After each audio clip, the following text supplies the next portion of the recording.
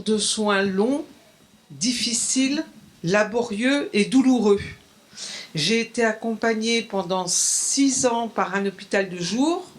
J'ai été accompagnée pendant 7 ans par un SAVS. À un moment donné, j'ai décidé que je pouvais rendre et partager ce que j'avais vécu. Donc je me suis orientée vers un dispositif de personnes ressources au travers de l'association Espoir 74 et au travers de l'association Colao, où je peux à mon tour transmettre et aider. Et mon objectif, après mûre réflexion, j'ai tourné autour pendant 3 ans quand même avant de me décider. J'ai fait la formation de père aidante que j'ai terminée au mois d'avril. Et là, laborieusement, je suis en train d'écrire mon mémoire. Merci Christine. Camille donc, Da Silva, donc vous êtes psychologue au centre de réhabilitation des Glières, mais aussi case manager au REPSI et secrétaire générale de l'association Colao. Est-ce que, pareil, vous pouvez nous présenter votre parcours et en quoi consistent ces différentes fonctions, parce que vous avez plusieurs casquettes? Oui, alors du coup, moi je travaille depuis 5 ans au REPSI en tant que case manager, donc pour l'insertion des personnes qui sont atteintes d'un trouble de santé mentale dans la cité. Donc on intervient sur vraiment la coordination de toutes les personnes, tous les professionnels qui sont impliqués dans le parcours d'une personne. Et on essaye de faciliter leur parcours, donc soit en faisant le lien avec les partenaires, soit en faisant des évaluations de leurs souhaits des personnes concernées, et on les accompagne en fait sur leur parcours. Donc ça c'est au niveau du REPSI, et donc on travaille vraiment en réseau avec tous les acteurs de la santé mentale d'un département. Donc le REPSI initialement c'était en Isère, et petit à petit s'est développé dans d'autres départements, donc dans la Drôme, la Savoie, et puis finalement la Haute-Savoie. Donc depuis 4 ans, j'ai rejoint aussi en tant que psychologue le centre de réhabilitation psychosociale des Glières, et j'accompagne les personnes donc, sur différents ateliers, donc de la remédiation cognitive, les entraînements aux habilités sociales, et avec certains collègues et Christine et d'autres personnes ressources sur le département de la Haute-Savoie, on a monté un dispositif de personnes ressources en santé mentale qui partait du constat il y avait très peu de pères aidants en Haute-Savoie à cette époque, et il y avait beaucoup de demandes de la part des institutions, des structures qui se mettaient en place d'embaucher des pères aidants. Donc n'ayant pas de pères aidants formés sur le département, on a décidé de mettre en place un dispositif de personnes ressources pour permettre aux personnes qui souhaitaient tester la père aidance avant de s'orienter vers un DU, qui est quand même un parcours un peu, qui peut être un peu difficile. Donc de pouvoir tester des actions d'abord de père aidance, pouvoir se sensibiliser à ce concept et à quoi consisterait le rôle d'un père aidant sur le département de la Haute-Savoie, et ensuite de faciliter leur intégration au sein du DU. Donc en les aidant, donc en faisant plusieurs expériences, en aidant à faire le dossier, en préparant aux entretiens, etc. Merci. Lucie Oriane Plaza, donc, vous êtes psychiatre au centre aussi de réhabilitation psychosociale des Glières. Est-ce que vous pouvez vous prêter au même exercice? Bonjour, donc du coup oui, moi je travaille au centre de réhabilitation des Glières depuis 1 an, et du coup dans ce cadre-là j'accueille les personnes dans un premier entretien, et puis ensuite j'aide à l'organisation d'une évaluation, et puis ensuite avec la personne on discute des différentes dispositifs, des différents dispositifs qu'on peut lui proposer. Je participe aussi à des groupes ou à des ateliers individuels comme de la remédiation cognitive. Et puis aussi, j'interviens dans 2 SAMSA orientés rétablissement sur la Haute-Savoie, les SAMSA Pixies, à Cluses et à Annemasse, où là aussi on accompagne les personnes du coup au quotidien dans leur parcours, avec une dimension rétablissement, avec leur souhait d'aller dans un logement, d'aller travailler, etc. Et du coup là je participe à la coordination des soins. Merci. Et donc voilà, Angélique Goutet et Thierry Duverger, donc vous êtes tous les deux de Messidor. Donc Angélique Goutet, vous êtes coordinatrice de parcours d'insertion à Messidor. Est-ce que vous pouvez nous expliquer un petit peu en quoi ça consiste? Bonjour, donc voilà, je suis coordinatrice de parcours d'insertion à l'ESAT de transition dans la Loire, à Roanne précisément. Et mon rôle, enfin une de mes missions principales, c'est d'accompagner des travailleurs comme Thierry, qui est présent aujourd'hui, va vers et par l'emploi, l'emploi en milieu ordinaire de travail. Et voilà, donc un travail en réseau évidemment très important. Mon rôle de coordinatrice, c'est justement d'être en lien avec les partenaires sociaux, les partenaires du médical, les centres de réhab. Je vois une partenaire derrière, devant moi plutôt. Et puis, et voilà, et avec la personne au centre de ce dispositif. Et on essaye tous ensemble d'accompagner la personne vers ses décisions et qu'elle fasse ses choix.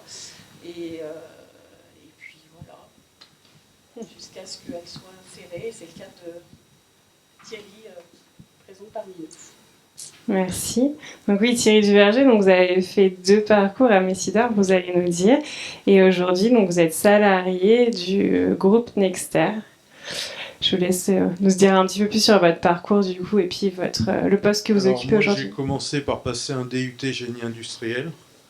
Après, j'ai été embauché dans une entreprise agroalimentaire et je suis tombé malade. Après hospitalisation, j'ai fait un premier parcours Messidor en 2014 où j'ai été inséré dans une fonderie. Et ça se passait un peu moins bien, je me sentais pas très bien à la fin de cette première insertion. Donc j'ai fait appel à Messidor pour faire une rupture conventionnelle. Par la suite, j'ai fait du job coaching et ça a débouché sur rien. Donc avec la job coach, on a décidé de relancer un deuxième parcours Messidor. Et là, j'ai pu placer un projet qui m'intéressait mieux. Et actuellement, je suis en formation en CQPM, donc certificat de qualification professionnelle en métallurgie, pour être assembleur monteur. Et j'ai choisi la remise à niveau par la formation parce que j'avais un peu un manque de confiance. Et là, ça va faire un mois que je suis en entreprise et ça se passe super bien. Merci. Donc voilà, le tour des présentations a été fait et donc je propose d'aborder donc la première thématique donc qui traite vraiment de la corrélation finalement entre le sujet du rétablissement et le travail donc comme vecteur de rétablissement. Et je vous propose de commencer ce sujet par une définition du rétablissement. Est-ce que peut-être pour commencer une approche sanitaire avec Lucie, Oriane, Camille, vous pouvez nous partager un petit peu comment vous, avec vos mots, vous définiriez la dimension du rétablissement? Tout d'abord, pour moi, le rétablissement, c'est quelque chose de personnel qui appartient à la personne, à l'usager, et qui a plusieurs dimensions. Et du coup, voilà, c'est vraiment de l'accompagner dans son parcours de vie. Et c'est à lui de définir ce parcours-là. Du coup, vraiment, c'est une question très personnelle où la personne doit être au centre de son parcours. Et moi, je vais juste compléter ce que disait ma collègue Lucie Oriane. Pour moi, le rétablissement, si je reprends un peu l'image de la voiture, je ne sais plus si c'est Luc Vigneault ou Patricia Digan qui donnait cette image de la voiture qui disait que voilà, la voiture, c'est le chemin pour le rétablissement. En fait, pour moi, le rétablissement, c'est remettre la personne devant le volant. En fait, souvent, dans les accompagnements, traditionnellement, c'est souvent le soignant qui se met au volant et qui conduit un peu la voiture du rétablissement en planifiant les choses pour la personne. Là, pour moi, le rétablissement, c'est quand la personne, en fait, elle reprend les clés et le volant. Et nous, soignants accompagnement, on est juste là si jamais ils ont besoin de nous demander une direction, quelque chose. On est là pour en appui.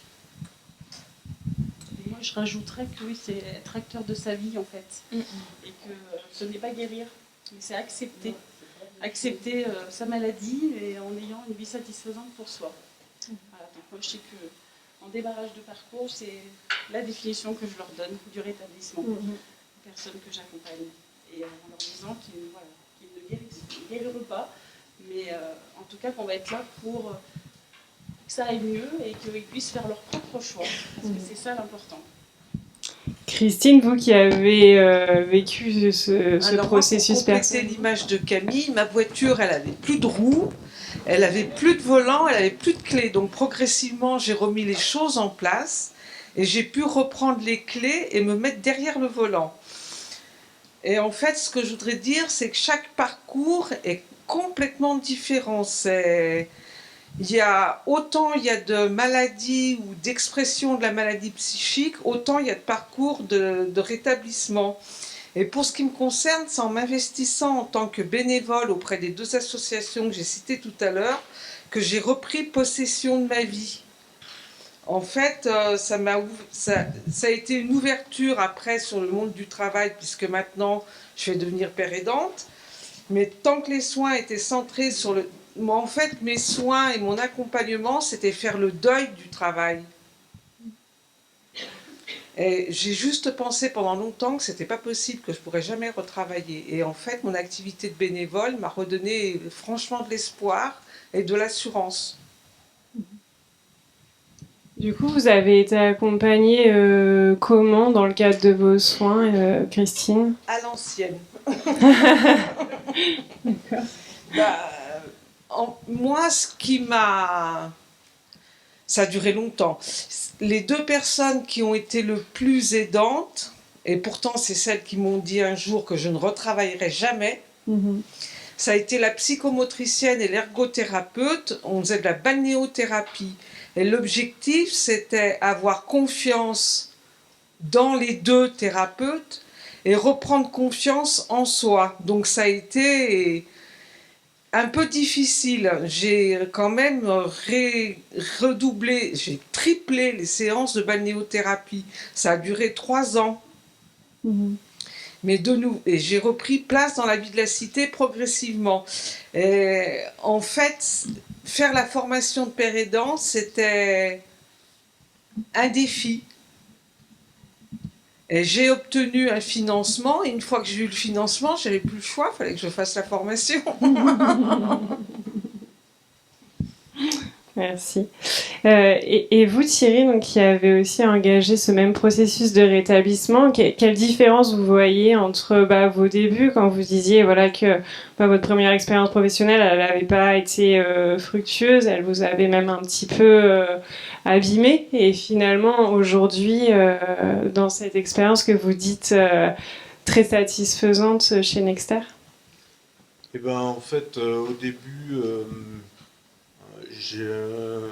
j'ai fait un parcours, j'étais timide, renfermé, et je voulais travailler pour travailler, quoi. Et je me suis épuisé au travail, en fait. Et là, j'ai su tirer la sonnette d'alarme. Et du coup, j'ai fait un 2e parcours après, quoi. Vous êtes regardé plus positivement. Oui. Je pense que le centre de réhab vous a beaucoup aidé. Oui, aussi. Juliette est là, elle pourrait témoigner. Donc vous avez retrouvé confiance finalement? J'ai fait un parcours en réhab, Remedy in Job. Et c'était un peu en parallèle de mes débuts à Messidor. Donc ce qui s'est passé, c'est qu'après, on ne voulait pas faire doublon. Parce que l'aide était aussi bonne d'un côté que de l'autre, mais on ne voulait pas faire doublon. Donc du coup, c'est Messidor qui a pris le relais, quoi. Okay. Il y a eu un passage de relais, tout à fait. On reviendra justement sur cette articulation entre un ESAT et un centre de remédiation.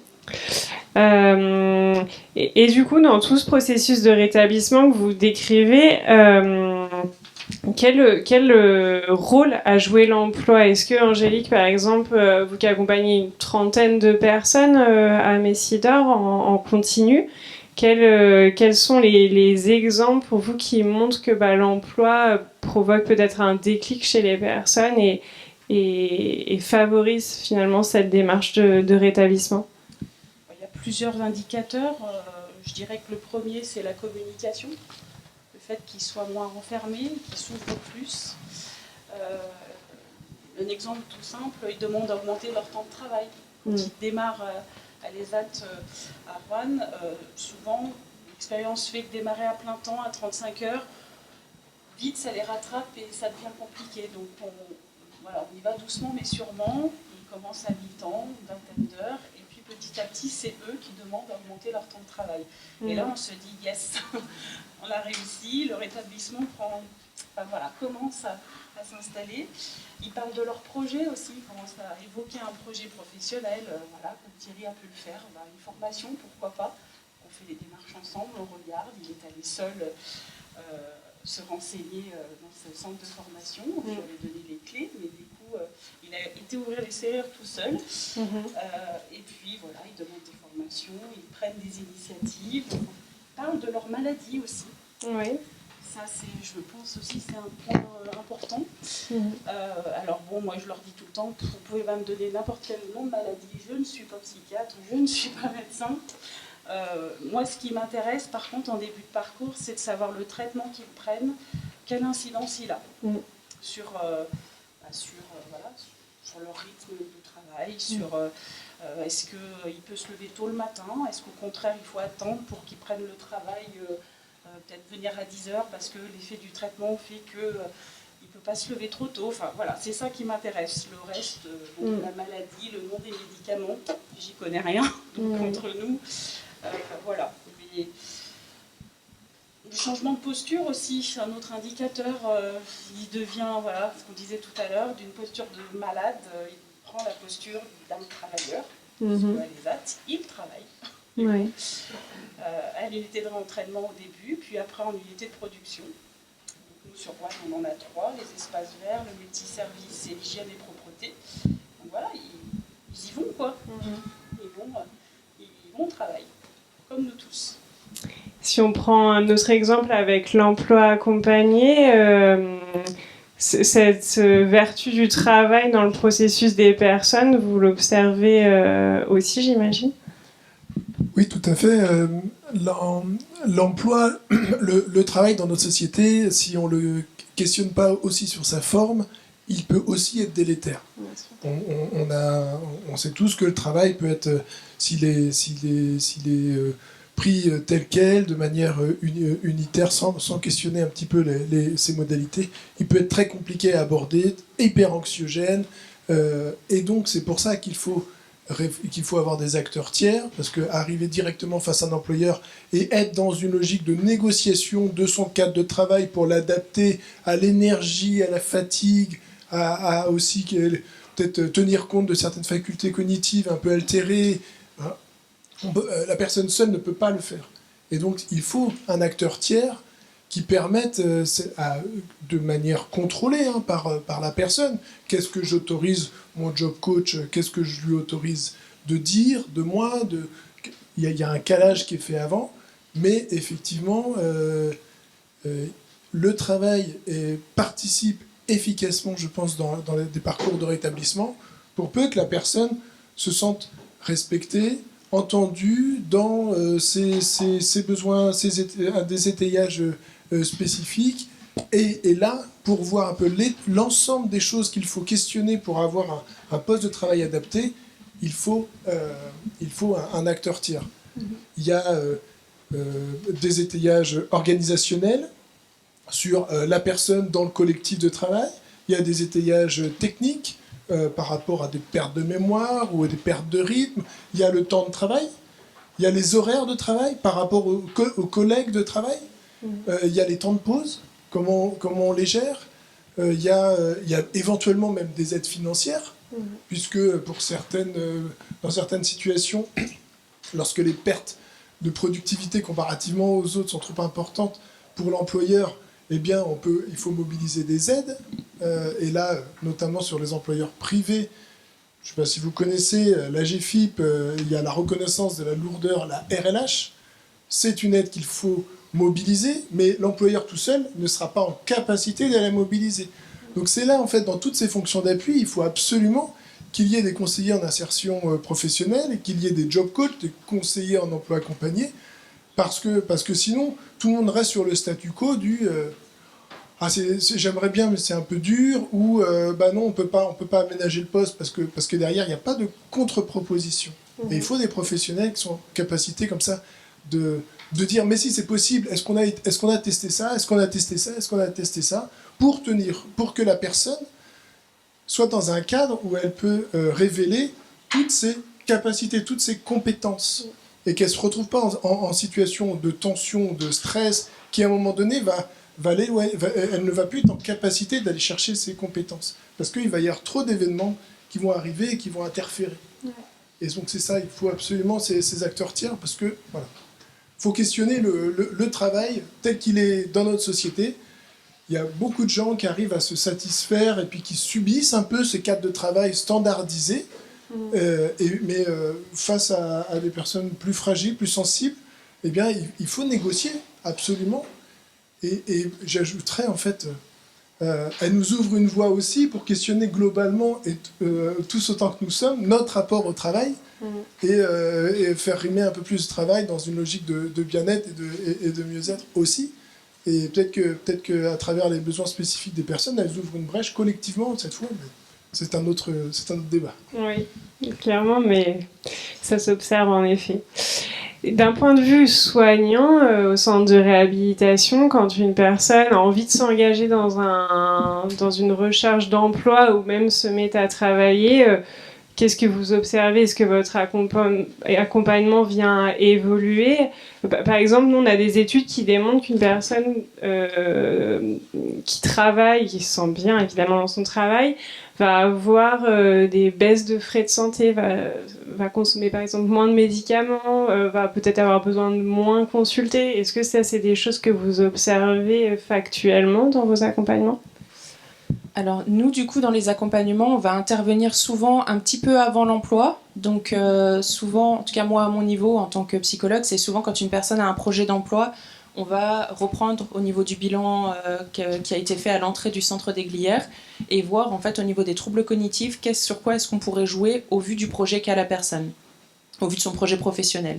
Et donc on va faire un accompagnement très, très poussé et très individualisé avec le programme qu'on appelle RECOS. C'est vraiment de la remédiation cognitive, c'est 2 fois 1 heure par semaine, c'est extrêmement centré sur le projet de la personne avec des objectifs très clairs, et on va accompagner la personne un petit peu avant la mise en place du projet, puis ensuite pendant la mise en place, et on fait des sessions même un peu espacées dans le temps pour un suivi post-aboutissement du projet, on va dire.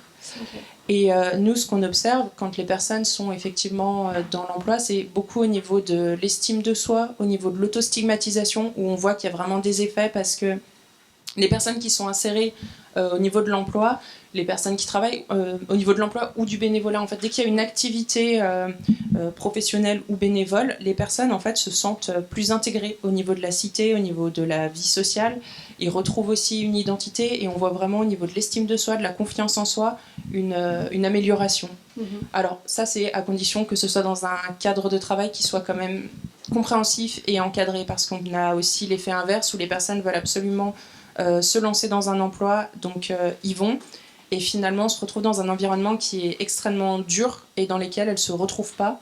Et du coup, ça les met encore plus en difficulté parce qu'avec un sentiment d'échec qui est exacerbé, et donc là, au contraire, au niveau de l'estime de soi, on peut observer la petite chute. D'où l'importance du tiers accompagnant, en effet, ouais.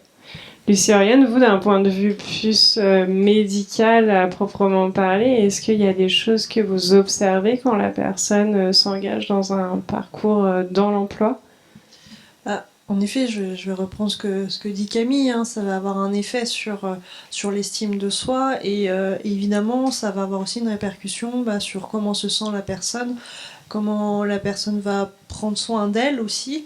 Et du coup, oui, on peut remarquer qu'en effet, qu'il va y avoir moins de rechutes, moins de recours à d'autres soins, parce que la personne va aussi mieux se connaître, savoir quelles sont ses limites, ses forces, et du coup pouvoir s'ajuster aussi quand il y a quelque chose qui va moins bien, et va pouvoir le faire par elle-même, soit en interpellant un professionnel de santé, soit par elle-même aussi avec ses propres ressources, ou même en voyant quel lien elle a aussi avec son employeur et savoir comment aussi elle peut discuter avec elle, entrer en lien pour pouvoir s'ajuster à ses ressentis, à ses besoins.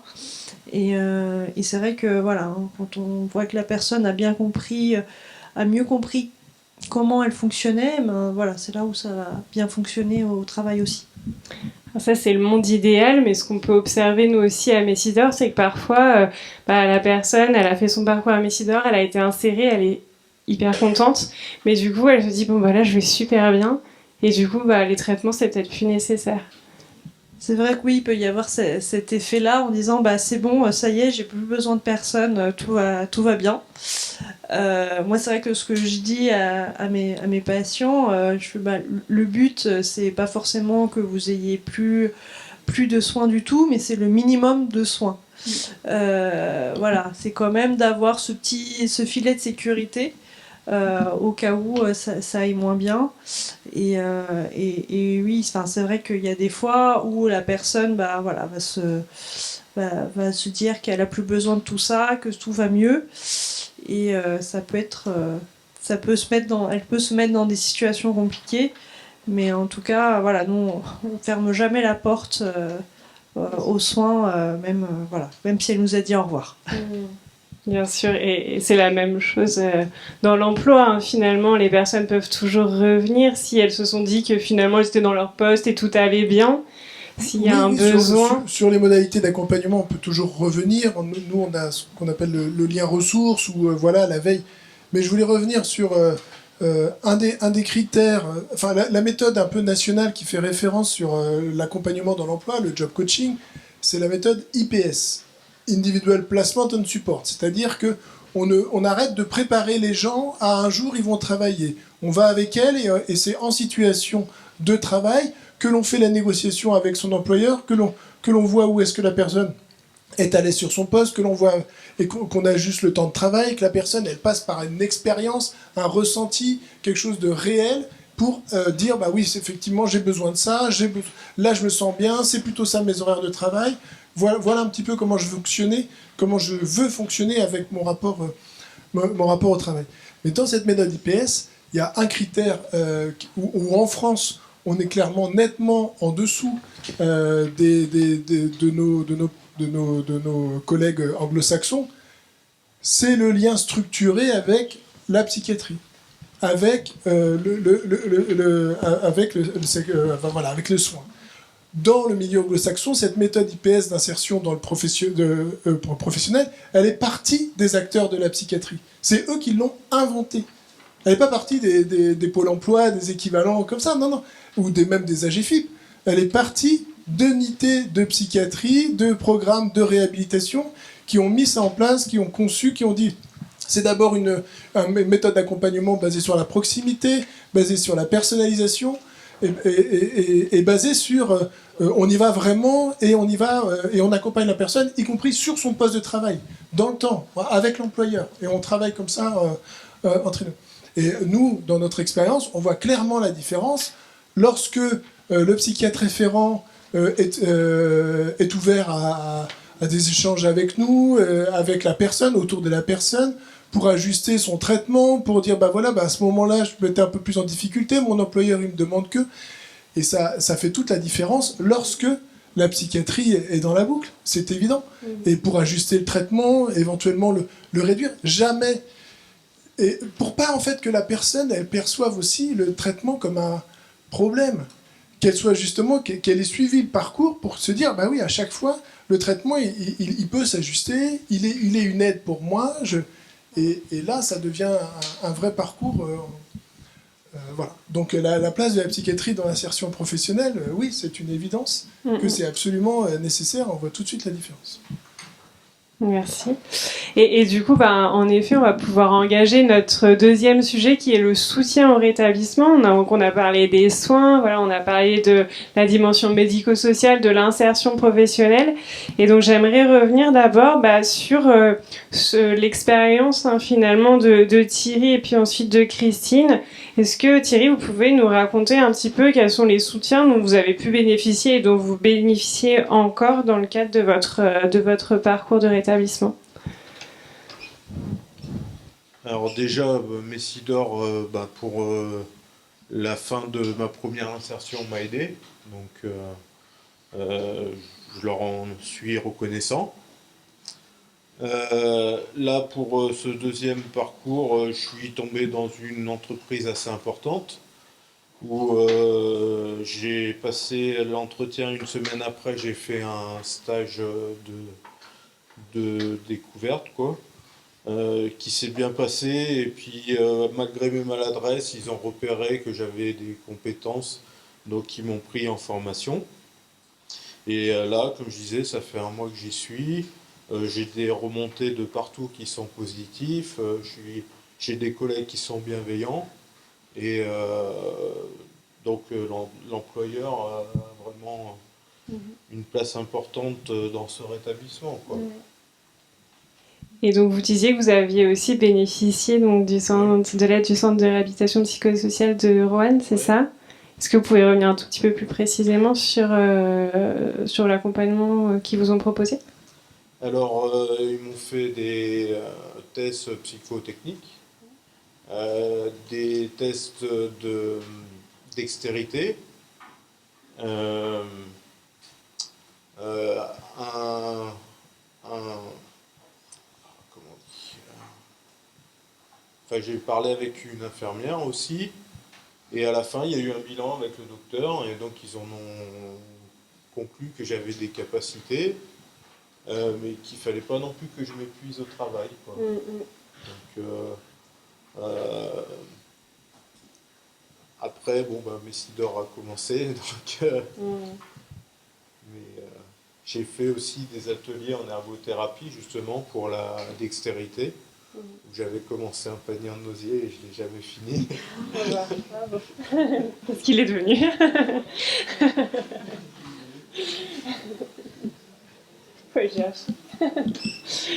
C'est ce que vous positionniez finalement, Camille, c'est que il y a une dimension importante parfois avant l'insertion professionnelle de montrer à la personne ce qu'elle sait faire et aussi d'identifier des limites qui sont, enfin on le disait ce matin, on n'est pas en train d'intégrer la personne à tout prix dans des cases préexistantes pour qu'il ressemble le plus possible à des gens qui n'auraient pas une situation de handicap psychique. On est en train de se dire quel est mon équilibre finalement et qu'est-ce que je peux faire et dans quelles conditions. Oui, c'est ça. En fait, c'est vraiment d'essayer d'identifier quelles sont les forces et les points de difficulté de la personne et en fonction des points de difficulté, soit de proposer des thérapies qui peuvent aider à augmenter, à faire diminuer ces difficultés, ou si c'est pas possible parce qu'on atteint un palier, en fait, de pouvoir développer des stratégies de compensation qui permettent en fait à la personne que ces difficultés-là n'impactent plus de façon négative le quotidien. Le but, c'est vraiment de voir dans le quotidien qu'est-ce qui est compliqué au vu du bilan, au vu du projet, et ensuite de venir travailler ces points-là pour que ça ne soit plus des limites au niveau de leur vie quotidienne, de l'insertion dans l'emploi, social, etc. Oui. J'ai envie de rajouter du coup à Messidor, dans le cadre de notre accompagnement, on fixe évidemment, on pointe les points forts et les axes d'amélioration, plus que les points les difficultés. Les axes d'amélioration et on fixe des objectifs. Et donc ça au travers de grilles qu'on appelle de balisage. Et du coup, voilà, c'est un temps qu'on passe avec le travailleur, son RUP, son responsable d'unité de production, moi-même, et on balaye tout ça. On pointe ses points forts, on privilégie des axes d'amélioration, on fixe des objectifs avec lui. Enfin, c'est le travailleur, la personne accompagnée, qui fixe ses objectifs. Et voilà, et pour la fois d'après, on repointe tout ça, et c'est un cheminement, c'est un parcours qui prend le temps qu'il prend. Il y en a pour qui c'est en bout de 2 ans, les choses sont faites, et puis d'autres, au bout de 7 ans, ils sont toujours là. Mais c'est pas grave. Voilà. Je pense que ça aussi, c'est important. Il n'y a pas de fin, il n'y a pas de durée établie dans le temps. On prend le temps qu'il faut avec les personnes, et pointer leurs points forts, c'est, moi, à mon sens, la chose essentielle, parce qu'il leur permet d'avancer, quoi. Et je dirais même, justement, en fait, c'est pas un parcours qui est linéaire. Il y a des personnes qui viennent parce qu'à un moment donné, elles ont identifié des forces ou des points d'amélioration, difficultés à un moment. elles font une expérience professionnelle, puis finalement elles se découvrent d'autres forces ou d'autres points encore qu'elles pourraient améliorer. Donc elles reviennent vers nous à ce moment-là avec une nouvelle demande. On réévalue à ce moment-là et on repropose. Et du coup, c'est exactement ce que vous disiez. En fait, on fait des propositions une fois qu'on a tous les éléments. Et la personne choisit ce qu'elle veut travailler et dans quel ordre. En fait, elle hiérarchise en fonction des propositions ce qu'elle souhaite faire en fonction de son projet et de ses besoins au moment donné. Vous, Christine, vous n'avez pas donc bénéficié du soutien de Messidor et du centre de réhabilitation psychosociale, mais vous avez eu d'autres soutiens. Qu'est-ce qui a fait la différence? Dans les piliers du rétablissement, on parle des soutiens familiaux aussi et des soutiens amicaux. Et moi, je n'avais pas de soutien familial parce qu'en fait, la maladie psychique, elle ne se dit pas. Et on me disait de moi, elle est fatiguée et ça s'arrêtait là. Au niveau des amis, j'ai perdu 90% de mes amis et de mes copains et de mes copines. Donc j'ai reconstruit ça. Quand j'ai remis les roues de ma voiture, j'ai réécrit à mes amis. Donc ça m'a aidé un peu. Et moi, en fait, c'est l'entourage professionnel. Alors l'accompagnatrice du SAVS, par sa patience, surtout, parce que je ne disais rien. Je ne disais rien, je faisais que pleurer dans son bureau. C'était notre dialogue. Et la psychomote et l'ergothérapeute à l'hôpital de jour. En fait, les TIH, c'est fait comme ça, au travers des professionnels. Et c'est aussi au travers des professionnels que j'ai découvert le dispositif personnes ressources. Et là, je me suis engagée et voilà. D'accord, merci. Dans le fait de soutenir le rétablissement, vous l'avez déjà exprimé un peu en filigrane dans vos différents propos, mais on sait qu'il y a des postures clés, alors que rappelle beaucoup la méthode IPS, qui insiste beaucoup sur la posture des encadrants. Vous, en tant que soignant, en tant qu'encadrant, vous êtes libre de prendre la parole en premier, celui qui est le plus inspiré par la question, mais quelles sont pour vous les dimensions clés lorsqu'il s'agit de soutenir une personne qui s'engage dans un processus de rétablissement? Camille, tu veux commencer? Alors moi j'aurais dit, c'est la confiance qu'on place en la personne, c'est faire confiance en son parcours, en sa capacité à déterminer ce qui est important pour elle. Et de rester présent. Donc nous, on est là pour donner notre avis, parce qu'effectivement, si la personne veut se mettre dans un projet, que les évaluations montrent que ça risque d'être compliqué, nous, on donne juste notre point de vue, mais si la personne veut s'engager là-dedans, on l'accompagnera, et si jamais ça se passe bien, c'est super. Si ça se passe moins bien, on sera là pour identifier qu'est-ce qui s'est mal passé, pourquoi, retravailler et retenter derrière. Donc c'est vraiment faire confiance en la personne, respecter son rythme aussi, parce que peut-être elle en a les capacités, mais même si elle les a, ça s'est bien montré au niveau des bilans, sur le papier, enfin vraiment toutes les capacités sont présentes. Si la personne ne le sent pas à ce moment-là, c'est qu'elle ne le sent pas, c'est que c'est pas le moment. Et vraiment respecter le rythme de la personne, ses souhaits, et vraiment leur faire confiance. Moi je rajouterais l'effet miroir, ce fameux effet miroir, la façon qu'on regarde les personnes, ça conditionne le regard qu'ils ont sur eux. Et ça, c'est important, le sourire, tout simplement. Du coup, je pense que ça fait partie aussi, c'est une des clés d'un bon accompagnement ou d'un bon accompagnant, je ne sais pas comment le dire, mais voilà, c'est cet effet miroir. J'insiste beaucoup sur ça. Je ne sais pas ce que vous en pensez, Thierry, mais... Oui, tout à fait, et puis on sent qu'on est pris au sérieux, donc ça nous fait avancer. C'est pas comme si on faisait une réunion tous les 2 mois pour rien, quoi. Donc, là, ça aboutit, donc c'est la preuve même que ça marche, quoi. Moi, je dirais que plus qu'un accompagnement, c'est un compagnonnage. C'est plutôt ça, en fait. En tant que père aidante, vous voulez dire? Pareil, les gens qui sont là pour nous soutenir et nous étayer, en fait, c'est vraiment une relation de compagnonnage. On avance pratiquement ensemble, quoi. Il n'y a pas de rapport de force, il n'y a pas de sachant et de soigner. Bien sûr. Vous, Christine, donc là, vous avez votre DU de père aidante, vous avez été... Vous l'avez presque, il y a le mémoire, pardon. Presque. c'est presque dans les tuyaux, mais Et vous m'avez partagé le fait que vous avez déjà accompagné quelques personnes dans cette posture-là, même si vous n'étiez pas officiellement diplômé. alors en fait, j'ai eu l'occasion plus dans mes activités auprès d'Espoir 74 qu'auprès de Colao, parce que Colao est jeune et a souffert des différents confinements. Mais l'idée qui m'a guidée pour être personne ressource, c'est que mon expérience soit utile en fait, que mon parcours de soins et d'accompagnement soit utilisé que j'utilise ça pour aider les autres, soit au travers de témoignages, soit au travers de conseils entre guillemets dans les boîtes à outils qu'on peut avoir, quoi. Très bien, merci. Et justement, par rapport à ces pères aidants, alors c'est une fonction qui commence à prendre sa place dans le système français, mais qui reste relativement récente.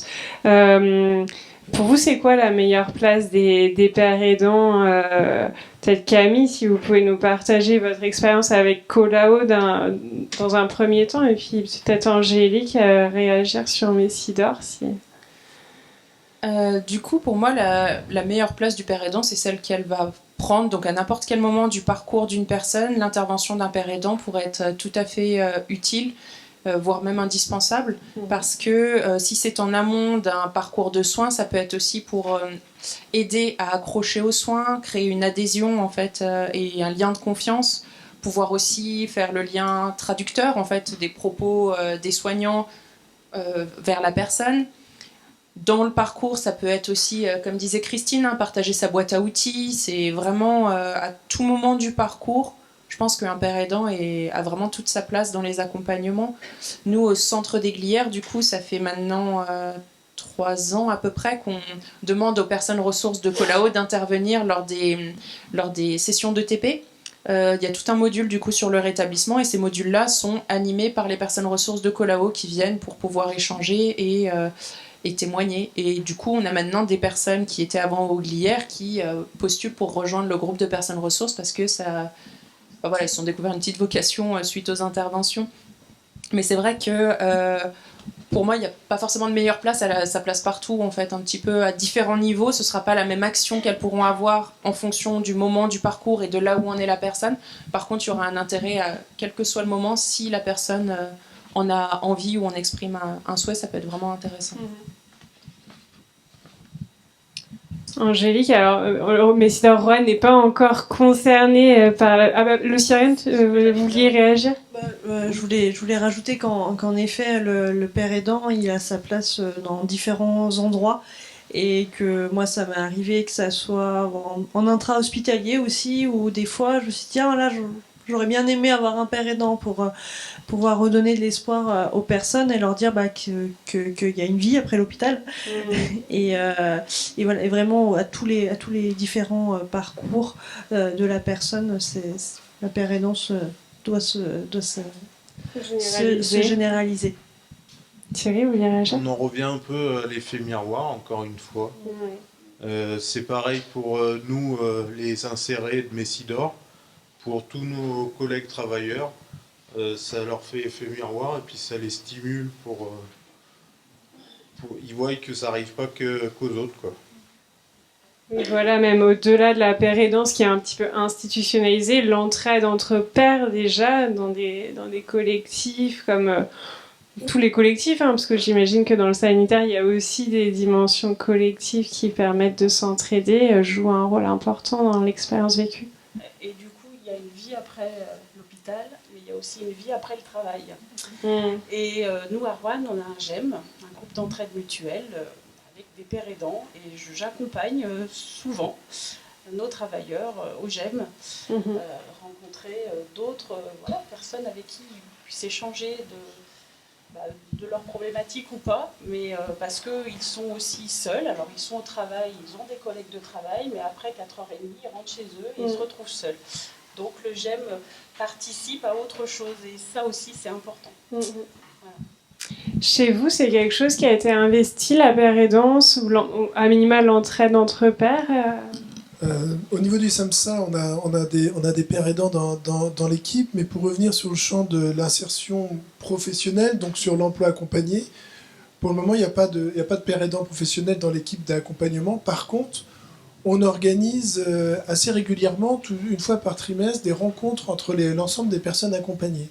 Parce que il ne se passe pas du tout la même chose entre eux, même si le job coach il est dans une attitude positive et il croit en la capacité d'insertion de la personne et puis il essaye de construire tout ce qu'il faut pour le réaliser, ça n'a pas du tout le même impact lorsqu'il croise un père qu'il a pas peut-être quelquefois connu dans un temps d'hospitalisation en amont, où on a un petit territoire en Mayenne, hein, donc ça arrive assez fréquemment que les gens se connaissent même de loin, et puis d'avoir le témoignage de son père qui dit bah, moi voilà comment ça s'est passé, voilà les étapes, voilà comment j'ai utilisé mon job coach, quelle place j'ai voulu qu'il ait, et donc là ça rééquilibre un petit peu la relation, et là il y a une énergie. Si lui y arrivait, je devrais être capable d'y arriver. Je sais ce qu'il a traversé et c'est un peu similaire. Enfin voilà, je m'y retrouve.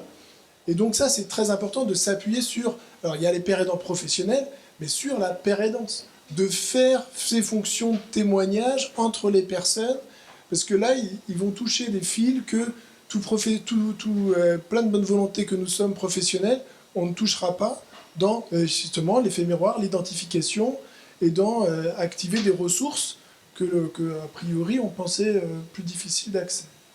Et à chaque fois, il y a eu un impact. À chaque fois, il arrive que 6 mois plus tard, la personne nous dise eh ben moi, c'était à ce moment-là que ça m'avait fait un choc de voir un tel qui maintenant bosse à mi-temps, voilà, qui avait tout bien calé son rythme de vie. Puis là, je me suis dit, bah ouais, en fait, c'est possible. Même si vous n'arrêtiez pas de me le dire, bah en gros, bon, il y a plein de gens qui m'ont fait plein de conseils et puis je ne les ai pas toujours cru, quoi. Des paroles qui valent plus que d'autres. Il y a des paroles qui valent plus que d'autres. Ouais.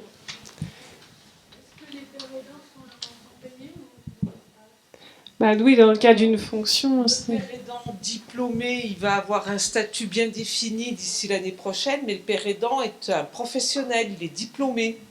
Et salarié donc. Il est salarié, il est payé. Par contre, nous, on a un concept qui s'appelle personne ressources. Et en fait, c'est les pères aidants, c'est les associations qui nous aident au travers d'une prise en charge de nos frais de déplacement. On est rétribué sur nos frais de déplacement, en fait. Mais on est personne ressource, on n'est pas père aidant. On fait bien la différence entre ceux qui sont diplômés salariés et ceux qui sont bénévoles associatifs. Au-delà de ça, en fait, c'est vraiment entre les personnes qui sont embauchées, donc effectivement, elles ont un statut au sein de l'entreprise, et donc là, elles ont un salaire, et les personnes qui vont être bénévoles, et auquel cas, bah, c'est du bénévolat, comme moi je peux faire pour l'association, du coup, sur les week-ends, où je fais la trésorerie et autres, c'est bénévole, je suis pas rémunérée pour ça. Je peux peut-être reprendre juste quelques petites phrases que disent les personnes sur qu'est-ce qu'elles attendent du travail. Alors je parle de personnes qui ont eu des parcours un peu longs en psychiatrie, avec beaucoup de temps d'arrêt, beaucoup de temps d'hospitalisation, qui ont pu être fortement médicalisées, mais avec beaucoup de médicaments.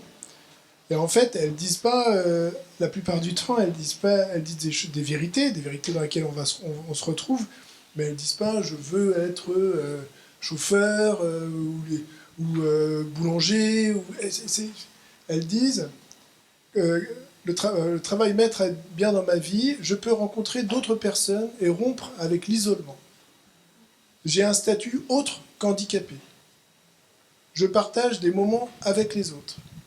J'augmente mon pouvoir d'achat, bien entendu, et je satisfais mes envies, passions et besoins. Elles disent également grâce au travail, mes journées sont rythmées. Cela m'aide à rompre avec l'inaction. Je sors de mes ruminations. Je fais des choses concrètes et utiles. Vous voyez un petit peu à chaque fois à quoi ça fait référence dans la vie sans le travail, quoi. des journées qui n'en finissent pas, ou voilà, comment gérer. Mon sentiment d'indépendance est renforcé. Je ne me sens pas redevable ni exclu. Je me sens mieux, j'ai confiance en moi, j'apporte ma contribution et mes compétences à la société. Ce sont des... Et là, je pense que quand on a ce type de phrase, on est vraiment dans des enjeux de rétablissement. C'est-à-dire de renouer avec un espoir, et de remobiliser des compétences. Et là, du coup, le travail, en termes y contribue, parce que le travail, il structure notre société collectivement. Hein.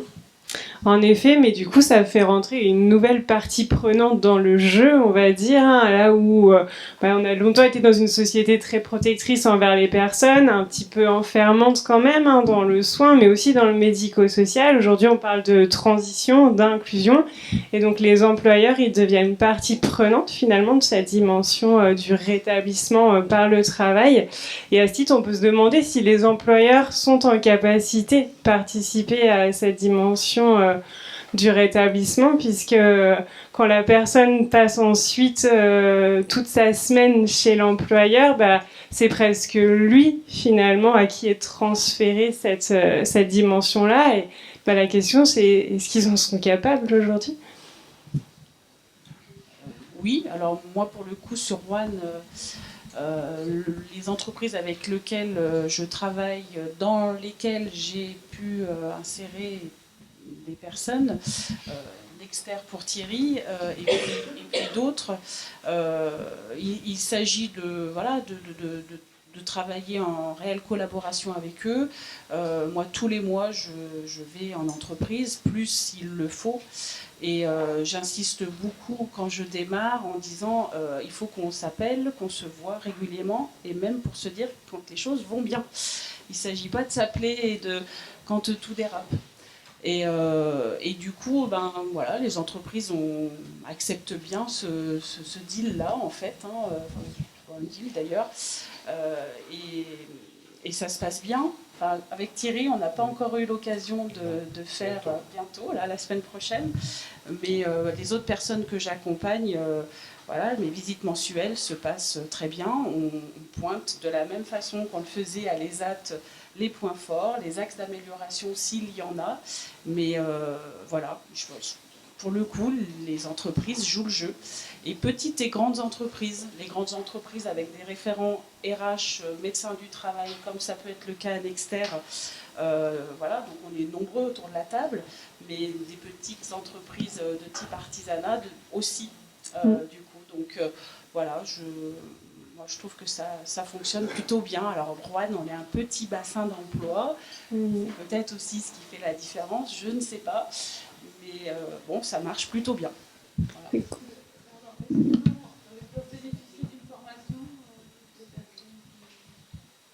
Les managers quelle dimension de formation, d'accompagnement, en tout cas, tu leur proposes quand tu... Alors, du coup, on fait de la sécurisation. Moi, j'ai été formée au premier secours en santé mentale, donc j'en parle. Du coup, également. Et puis, beaucoup sont intéressés et demandent, du coup, à avoir cette formation. Donc, on les aiguille, on les informe, on les renseigne sur cette formation PSSM. Mais sinon, je ne suis pas formatrice.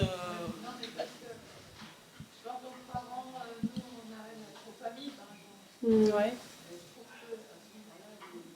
personnes qui embauchent, des personnes qui ont des problèmes, c'est intéressant pour elles, je pense, d'avoir une formation. Non, mais c'est une excellente question et c'est des choses qui se développent, Camille, pour en parler, je pense, avec le REPSI qui est de plus en plus sollicité, vous me disiez, sur ces questions-là. Et Messidor propose aussi de plus en plus de formations aux employeurs, parce qu'en effet, si on veut les rendre partie prenante intégrante, et les nouveaux dispositifs type job coaching, emploi accompagné, les rend encore plus acteurs de l'accompagnement des personnes, en tout cas encore plus tôt. Ces dimensions-là de formation sont indispensables parce qu'un des freins, finalement, il y a la stigmatisation quand même du handicap psychique. C'est ça, nous c'est vrai que sur le REPSI, on reçoit de plus en plus de demandes de sensibilisation de la part des professionnels, donc professionnels de santé mentale ou même des personnes dans le droit commun qui souhaitent être sensibilisées à la question du coup du handicap psychique ou même d'un trouble de santé mentale pour pouvoir intégrer des personnes plus facilement. Et donc, c'est pas une formation, hein, c'est vraiment une sensibilisation sur qu'est-ce que c'est qu'un trouble en santé mentale, quels peuvent être les impacts au niveau de l'emploi, et pouvoir discuter avec les employeurs ou même les futurs collègues en fait, de qu'est-ce qui pourrait être mis en place pour faciliter l'intégration d'une personne.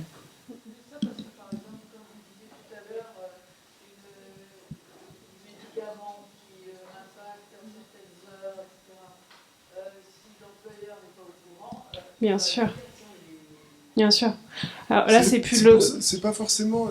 Il y a deux choses. Il y a la formation un peu générique sur la question des troubles psychiques. Et ça, nous aussi, on est sollicité, mais on ne le fait pas lorsqu'il y a une personne dedans, parce que l'enjeu, faut pas rajouter de la stigmatisation dans cette entreprise-là, en disant bah, c'est la formation par rapport à un tel qu'on a embauché. Voilà, on essaye d'éviter ça. Donc il y a des formations génériques, il faut parler des troubles psychiques, de comment accompagner, comment recevoir, comment... après, quand on parle de tutorat dans l'entreprise, c'est vraiment pratico-pratique. Hein. On n'est pas sur le diagnostic, on n'est pas sur les médicaments, on n'est pas sur... Par contre, on va parler d'incidence directe, d'incidence fonctionnelle. La fatigue, que le tuteur, c'est lui qui doit rappeler, t'as pensé à prendre ta pause, ou sa mission, c'est justement de le rappeler d'arrêter la pause et de revenir sur le poste de travail. Mais du coup, il y a de l'autorisation à dire ça. C'est-à-dire que c'est ça qu'on attend de lui. Et la personne le dit. Il y a un cadre avec le job coach qui autorise que ces choses-là, qui énervent un petit peu, mais personne n'en parle. Là, du coup, c'est clair. C'est ça sa mission du tuteur. C'est là où la personne l'attend. Tout le monde est conscient de ça. Tu reviens. Il n'y a pas de problème. On évite en fait toutes ces zones de non-dit, d'incompréhension qui s'installent parce que les comportements ne sont pas pile-poil dans la norme. Par contre, on est là où l'employeur, s'il veut faire alliance avec nous, c'est qu'on a un discours aussi de vérité sur ce qui est attendu. Il ne va pas embaucher quelqu'un, je ne sais pas moi, à faire du pain, si c'est pas faire du pain. Là, il y a un discours de vérité sur ça. Il est pas il doit pas être marron en fait. Donc mais par contre, ce sera la personne, elle est plus en phase avec ses capacités sur le matin. Donc on va caler un poste de travail où ça va être 4 heures le matin. Ouais, on va ajuster, on va faire vraiment que ça se sur-mesure. Mais le tutorat, la formation, c'est de l'individualiser et c'est du pratico-pratique sur comment je passe les consignes, quel est mon rôle dans son truc, voilà, par rapport à ces problématiques de mémoire, de concentration, de dextérité, voilà. Après c'est de l'individuel, hein. C'est pas générique, je veux dire, cette formation au formateur, c'est hyper individuel. Finalement, dans ce soutien au rétablissement, on voit qu'il y a un étayage d'acteurs assez large et que chacun a son rôle. L'employeur n'a pas le rôle de connaître le diagnostic de la personne et de suivre son traitement, aucunement. Par contre, il a ce rôle de proposer un cadre de travail adapté, d'adapter aux besoins, aux limites, aux contraintes de la personne, et puis d'alerter, puisque le propos, c'est que là, les soins puissent être mis en lien quand il y a une défaillance, qu'il y a une problématique, que le coordinateur de parcours d'insertion puisse être prévenu s'il y a une problématique. Donc vraiment qu'il y ait une articulation entre les différents acteurs qui gravitent autour de la personne pour qu'il y ait une continuité dans l'accompagnement et qu'elle s'y retrouve et qu'elle puisse, dans un parcours qui va pas être linéaire, puisse faire des allers-retours entre les acteurs qui répondent à différents besoins, à différents moments de sa vie. Et du coup, justement, la dernière partie, on souhaiterait la consacrer à cette articulation entre partenaires et notamment entre un centre de réhabilitation psychosociale comme les Glières et un ESAT, en se demandant quelles peuvent être les complémentarités, comment justement arriver à s'articuler pour proposer des parcours complets et cohérents pour les personnes. Est-ce que, peut-être Angélique, tu peux nous raconter un petit peu, on a déjà eu quelques éléments, mais comment ça s'est passé avec Thierry, donc le centre de réhabilitation Les de centres Roanne? de Roanne. Comment ça s'est passé? Je ne sais plus le point de départ précisément, mais bon, on se connaissait avec le CMP du coup et le centre de réhab. Thierry a demandé à faire un nouveau parcours chez nous, donc il a commencé par avoir un entretien et dans la discussion, voilà, il est venu le fait qu'il était suivi par le centre de réhab, Juliette Sablier et Chloé Schmitt, enfin voilà les nommer, et du coup bon ça fait tilt évidemment. Peut-être falloir que je les appelle et qu'on se mette en lien pour savoir comment on peut articuler les choses pour que tout se passe bien pour Thierry. Voilà, voilà comment ça a démarré. Donc, Il y avait déjà un peu un partenariat, je crois, de prévu. Alors moi, j'arrivais juste du coup. Juliette, si tu veux. Ouais, Il y a encore des choses, on est en début. Donc il y a vraiment encore des choses à développer. On ne peut pas dire qu'on soit dans l'optimal du partenariat. Il y a l'envie, il y a la bonne entente, donc ça c'est déjà pas mal. En fait, c'est aussi en assistant, en tout cas de notre côté, aux présentations de Messidor, le job coaching et les aides de transition, qu'on s'est rendu compte qu'on proposait un accompagnement très comparable. On a un dispositif qui s'appelle Remade in Job, dans lequel Thierry était inscrit, et qui propose qui s'appuie sur la méthode IDS aussi. Et plutôt que de considérer ça comme une compétition et que, je dis ça parce que c'est un peu des fois une tendance qui peut arriver. Hein. Quand on se rend compte qu'on fait la même chose, on peut craindre de l'autre va le faire à ma place. Alors qu'on est loin d'avoir trop d'offres, surtout sur le territoire de Roanne, on n'a pas trop d'offres, on n'est pas en compétition, on est vraiment complémentaire. Il faut qu'on travaille en complémentarité, c'est absolument nécessaire pour le bien des personnes qu'on accompagne, pour bien accompagner les personnes, je pense. En se rendant compte qu'on accompagnait, on avait les mêmes concepts pour accompagner les personnes, on a essayé de voir où est-ce qu'on peut se compléter. Et c'est vrai que à l'hôpital, on a la dimension médicale, paramédicale, là où on n'a pas, par contre, la dimension lien avec les employeurs. Du travail. C'est une dimension, le monde du travail, auquel on n'a pas encore accès. Et d'ailleurs, c'est un petit peu compliqué. C'est la même chose que vous disiez sur l'article, la psychiatrie qui doit être dans la boucle avec les employeurs. C'est un petit peu compliqué de le faire accepter par nos supérieurs à l'hôpital. À l'hôpital, l'histoire, c'est garder le soin à l'hôpital. Pas trop d'aller, qu'est-ce que va faire un soignant avec un employeur, c'est un peu compliqué à comprendre. Il y a toute une sensibilisation à faire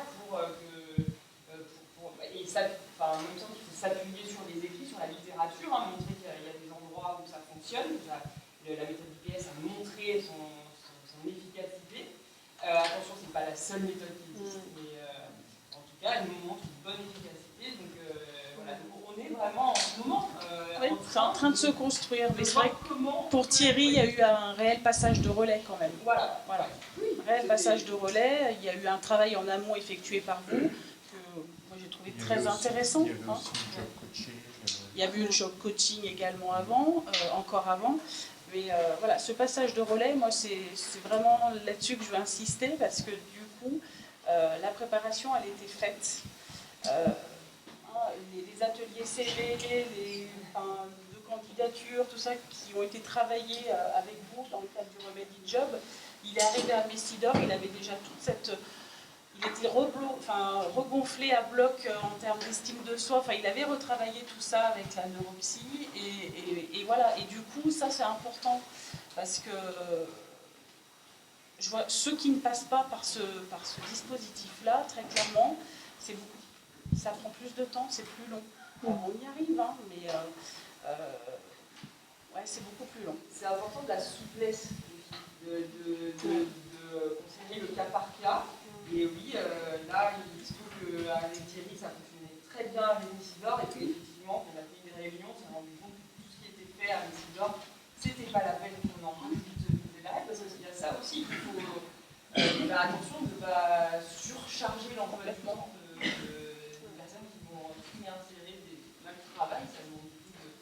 énergiquement. Ça peut se surcharger, mais ça dépend aussi. Certaines personnes vont vouloir, vont ressentir le besoin d'avoir plusieurs endroits, plusieurs lieux. Comme vous disiez, ni en ergothérapie faire des activités manuelles, bah, c'est particulier. Voilà, il faut bien prendre en compte chacun de Bien sûr. capable de souplesse. Et finalement, vous êtes intervenu sur son poste Merci. En effet, c'est pas un externe connu, c'est très peu reconnu.